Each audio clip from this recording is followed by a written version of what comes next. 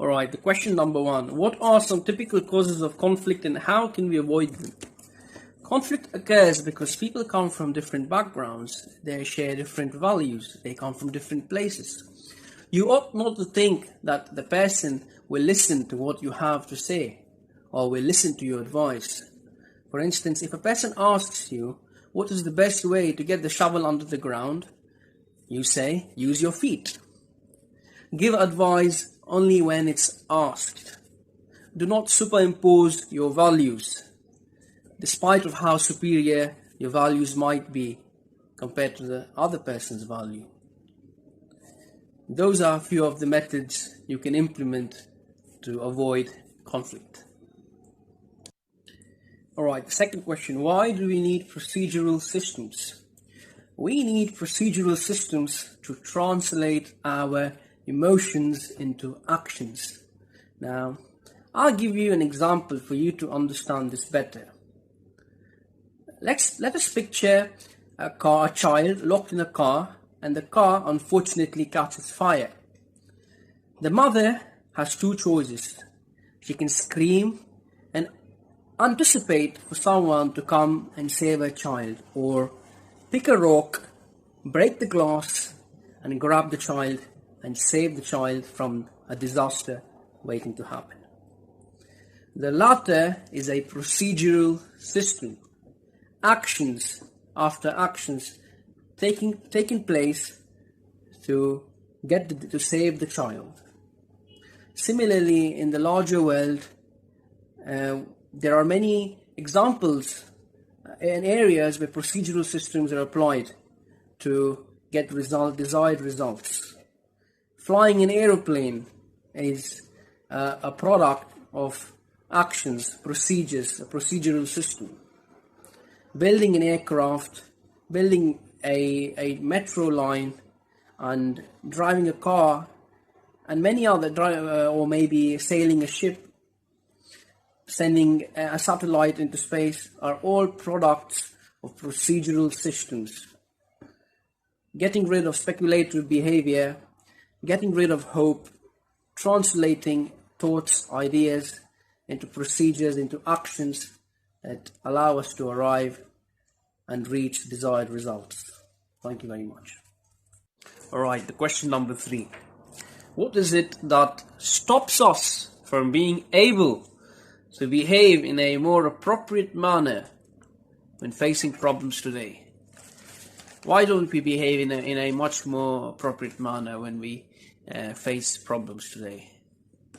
Answer: we live in the real world.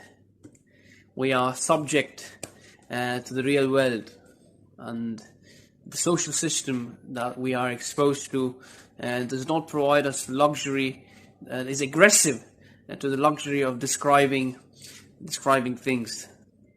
For instance, let me give you an example to understand this.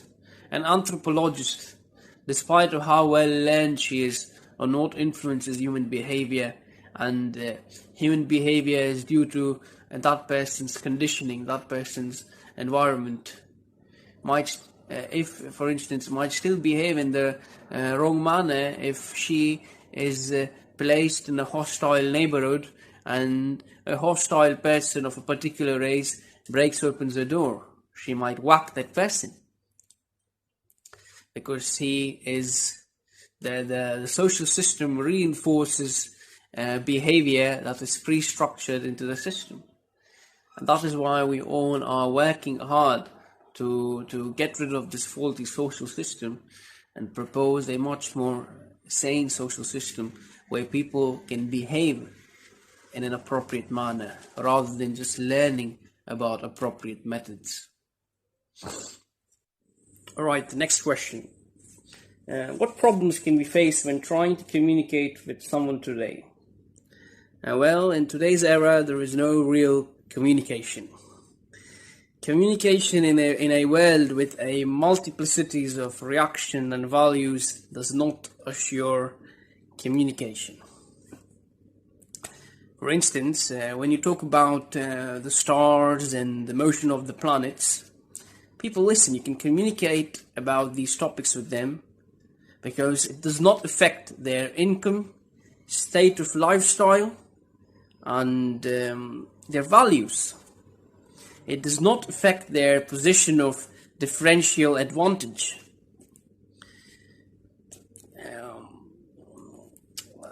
Due to this, we cannot have real communication in today's times, or communication can only happen amongst people that share common values and common gains and common objectives to gain. Let me give you an example of some of the problems.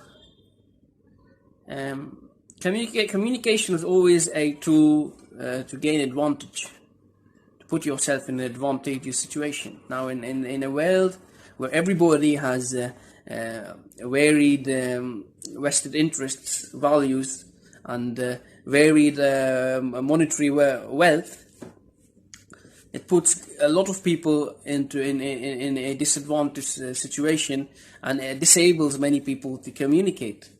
For instance, a girl and a boy, a rich girl, a poor boy, a rich boy, a poor boy, and a girl.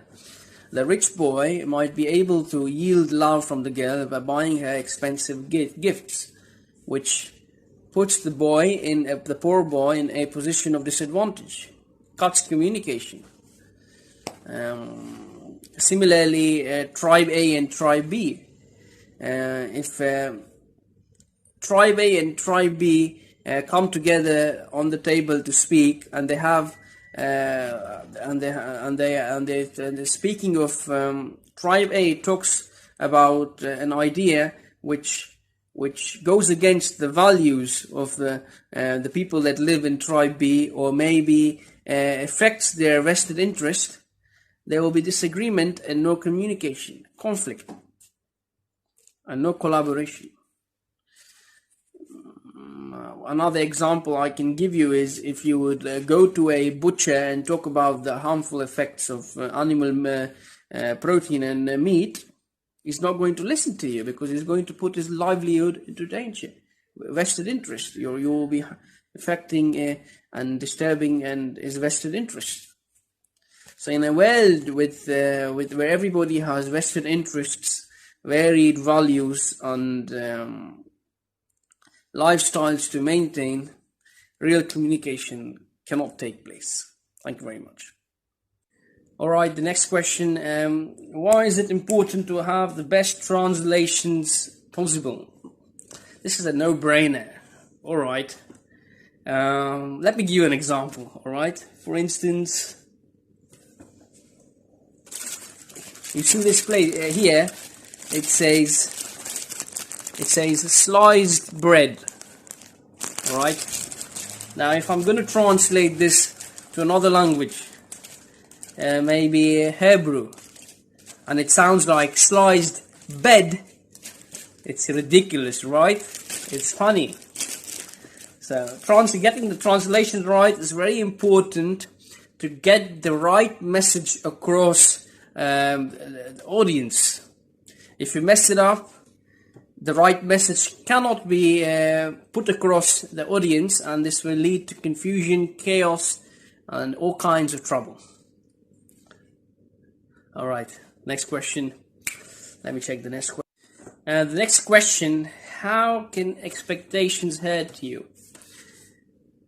Expectations can hurt you because you're making a prediction based on your projections, your opinion, which is influenced by your values and limited understanding of that particular domain or subject. For instance, I meet individual A, and I expect great things from that particular individual based on the biases and my assumptions of meeting him for a couple of times. Unfortunately, his behavior, his conduct in the coming days does not meet my expectations. Should I be depressed? No, that is how he is. I set my expectations high for it to fall, to expect for it not to be met.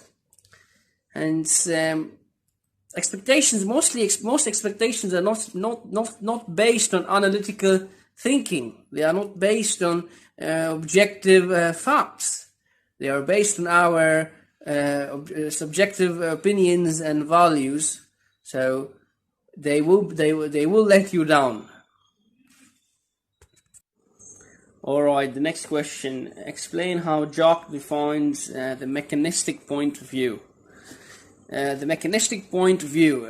Nothing is self-activating. The sailboat cannot sail by itself. It needs the wind. My wrist can't supinate this direction without my muscles moving in that direction. Plants just don't grow by themselves. They need sunlight, moisture, air, gravity, and other elements to help them to sprout up.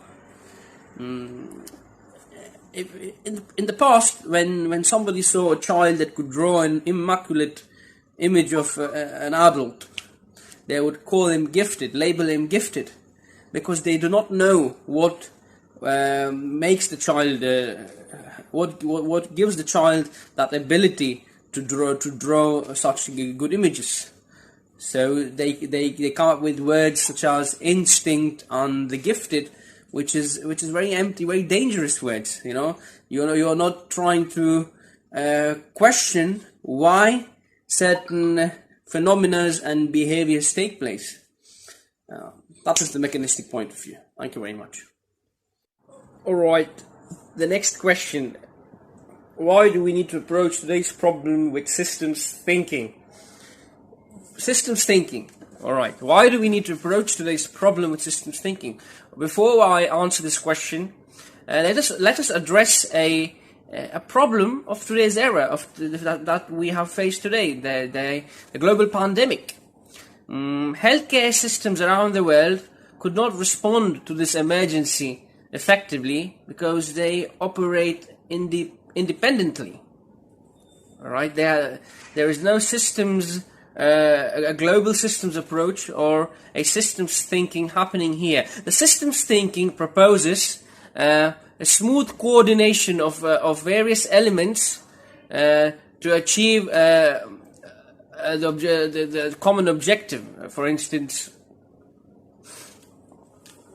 for you to understand this better, the global pandemic could have been easily avoided if healthcare systems around the world worked, collaborated with each other, and had a medium of sharing information, a smooth medium of sharing information with each other. Had that been in place, we could have responded better to this global coronavirus pandemic and came up with better resolutions. The present day world lacks a systems approach. For you to understand this much better, let me give you an example that my teacher gave me. Alright, for instance, you have 200 cars, 200 elite cars, the best of the best in the world, and you have 200 technicians. And so incidentally, all these cars and technicians are present at your warehouse. Now you go on and asking each technician which car engine is the best. He goes on Mercedes, and you proceed with this exercise until you end up with the best car parts available. Now my question to you is, will you be able to arrange those car parts, the best car parts, distinct car parts, to make a single car? I don't think so. They might be the best car parts, but they don't have the ability to work together, to come together to make a car. Similarly, we need systems in our present day society. We need various systems: the healthcare system, the transportation system, the water purification system, the infrastructure system, and societal structure, the values, behavior, the habits, etc., to work together smoothly, which will work together smoothly to realize a better standard of living for man and environmental reclamation. So the Venus Project is all about deploying a global systems approach to realize its proposals. I hope that was easy to understand. The next question, talk a moment about accurate predictability and in what areas accurate predictability can be applied. The meteorological department predicting the onset of a monsoon or rain or storm is an accurate prediction done through understanding weather cycles, through objectively understanding how these take place, through deep analysis and the use of technical tools. Accurate predictability is accurately predicting the course of an event, the outcome of a particular event. Accurate. For instance, a simple example, with the help of a measuring tape, I can accurately predict how far the chair is from me. So accurate predictability can only be achieved through the implication through the use of science, objective reasoning, analysis, and technical tools. Thank you. Why is the word truth subjective? Alright, let me give you an interesting example, an anecdote. My friend Goliath is a Christian, and he believes that the existence of heaven and hell is a truth. Goliath believes heaven and hell exists, and he also believes when a man or a woman perish, they will be sent to heaven or hell depending on the deeds they committed on this planet. For him, this is truth. You see, truth, a person's ability to define something as truth, is based on his limited understanding. It's based on his ability to, is based on his limited set of perspectives. Truth, and also based on his biased opinions and first degree dogmas. So you see, truth, at most of the times, cannot be objectified unless it is a universal truth, such as the laws of gravity, such as the presence of certain elements in this planet, stated in the periodic table, etc. Thank you very much.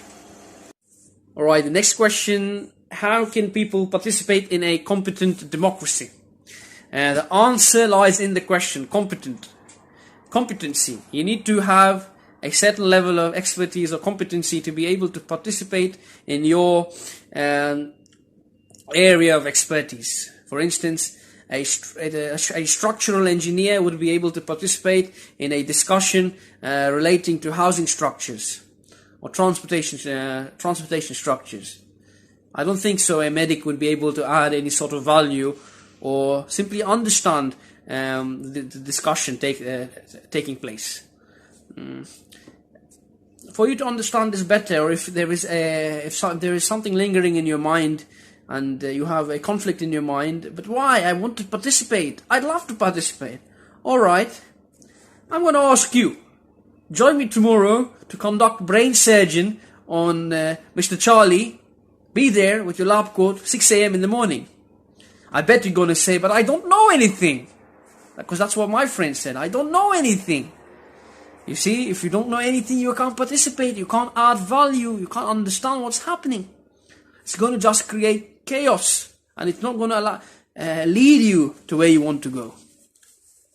So in the future, competent people will understand, and the people that are not competent will understand why they can't participate in certain events. So when we talk about competent democracy, we talk about competent people coming together, competent people that do not have a vested interest coming together to provide the public with the most informed decision of that time. Thank you very much. Alright, the next question, what are the three ideas Jacques talks about in relation to the transition? Jacques talks about how the world will slowly make a transition to a resource-based economy, the challenges we will face, and how this transition will take place. For instance, Jacques talks about why we need to still retain the armies, and it would be very beneficial to us if countries like France and Germany, he predicted that countries like France, Germany would join the resource-based economic model because the advantages are numerous, and this would act as a deterrent for other countries, let's say China, to invade the resource-based economy. Eventually, when we update the values of the people around the world, when the transition completely takes place, we can get rid of the armies. Jacques also talks about how countries that are devoid of resources, small countries that don't have enough resources, will benefit from the expertise of countries rich in resources and technical expertise or other forms of expertise. We are talking about countries sharing their resources with each other, making the best use of it to provide for the people's needs. And Jacques also spoke about, for instance, feel-good things like churches. Yeah, churches would still exist, and because they help people feel good, so we would still maintain churches. But he spoke about very interesting idea where we would update the technical elements in the church. For instance, I believe you ring bells in church. I'm not sure for what, but you ring bells in church. We can allow a technical device to mimic the sound of ringing bells. Hence, educate the churchgoers on technology and update their values. Prefabricating the church, advancing the church in terms of technicality. Jacques also spoke about hospitals and how hospitals in a particular region must be able to cater to the dominant problems in that particular society. For instance, if America has more psychological problems, the hospital must be prefabricated to cater to the dominant needs. Similarly, if Spain has a higher frequency of, let's say, hip fractures, the hospital must be equipped with orthopedics and other resources to cater for these needs. Let us see. Jacques spoke about various. Jacques also spoke about how people will be paying a form of insurance for protecting themselves. Insurance during the transition, we will be maintaining police because we are still in a transition mode, and a multiplicity of values exist in the environment. So we will still need to maintain some kind of a police force to maintain sanity and order. So Jacques spoke about how people will be paying insurance for installing latest equipment like cameras, etc., and how the collected money, which will amount to in the billions, can be used for eradicating poverty. So those are the few ideas that Jacques spoke about, and thank you very much. Alright, next question is, what will be the first thing that I will do after I become a regional coordinator? Spread the word of the Venus project, spread the word of the resource-based economy and the proposals of the Venus project is what I will do. Is the first thing I will do after I become a regional coordinator.